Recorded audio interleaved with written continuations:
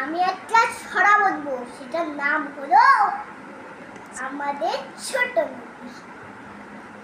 আমাদের ছোট নদী চলে বাঁকে বাঁকে, বৈশাখ মাসে তার হাঁটু জল থাকে।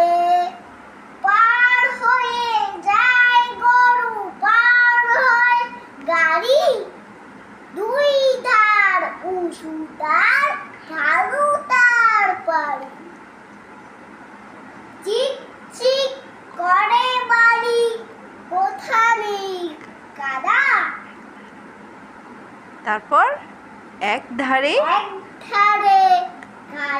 কাশবন, কাশবন ফুলে ফুলে সারা